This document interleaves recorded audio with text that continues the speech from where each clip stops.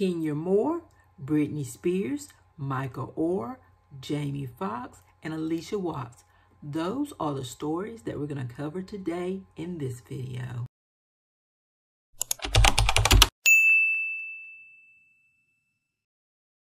First up, Kenya Moore. Have you guys watched the recent interview that Kenya Moore had with Carlos King?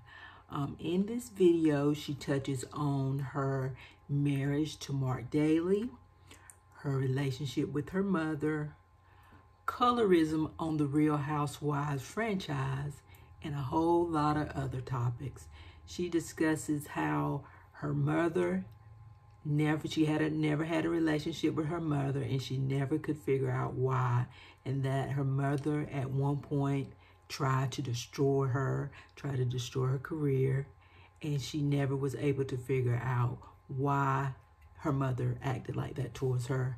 Her mother was a teen mom as well as her father, teen father, but she just never wanted to have a relationship with Kenya. And Kenya, that's something that, of course, has bothered her whole entire life. And I'm sure now that she has her own daughter, it's something that she still is just grappling with, probably on a regular basis.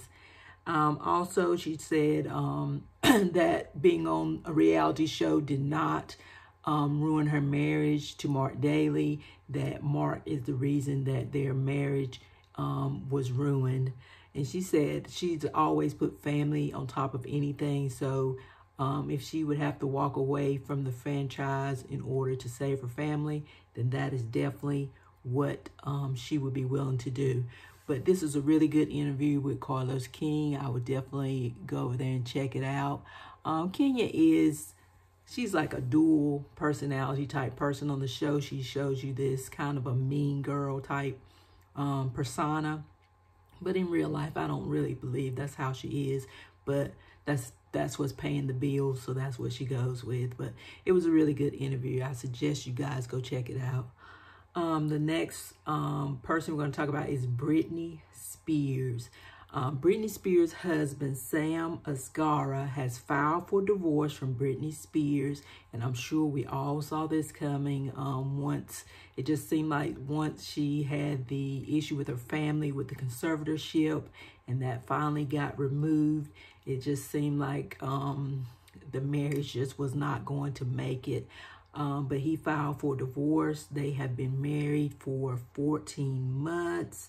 They met on the set of one of her music videos.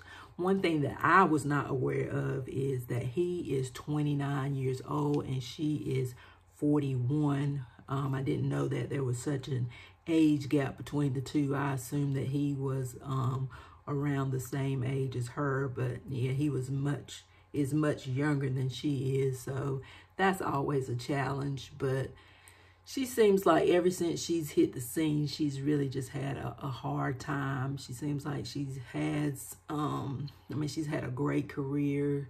She's been able to cross over. She's made millions and millions of dollars, but she just seems like she just can't get her personal life together. But we're wishing her the best.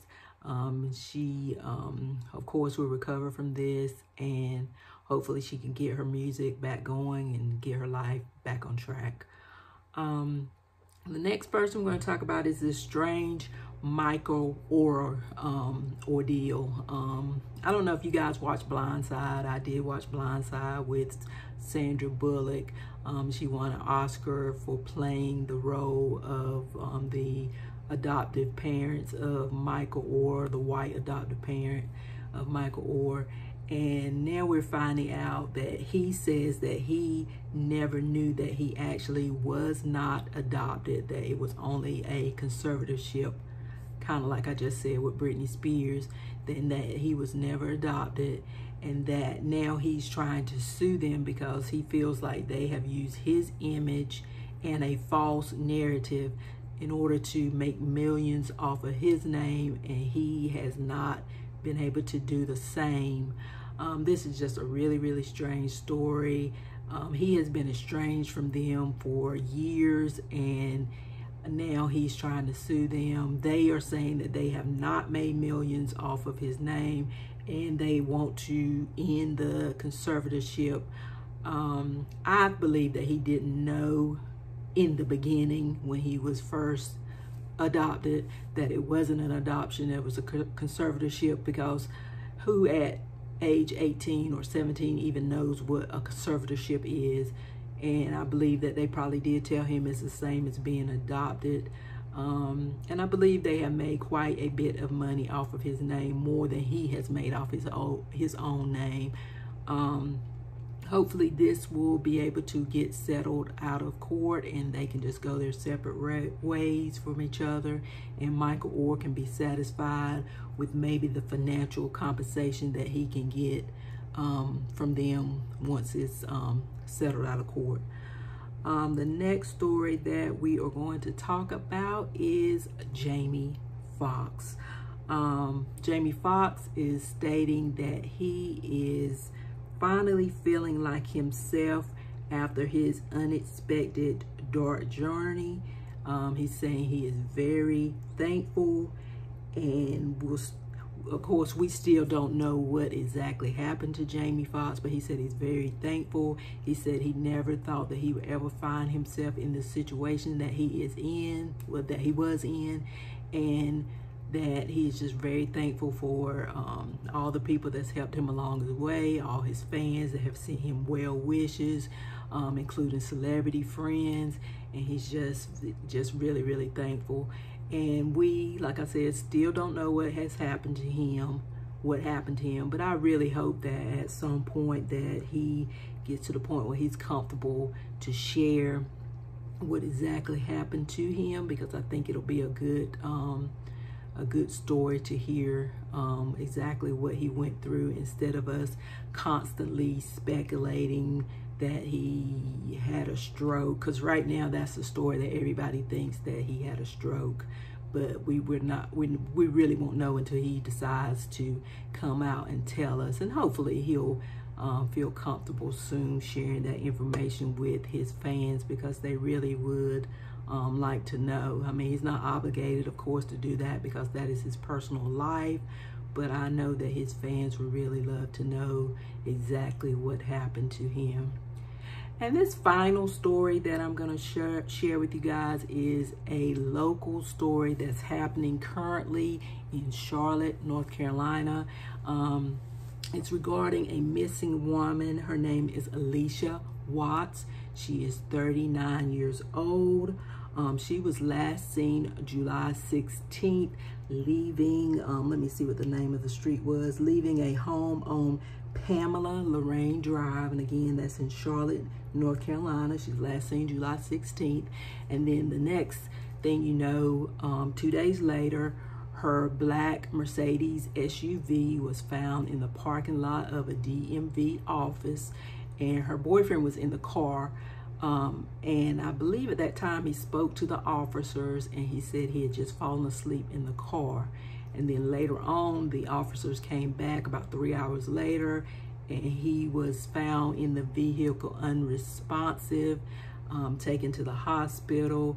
I have heard that some have said that he tried to commit suicide, but I haven't been hearing that again lately.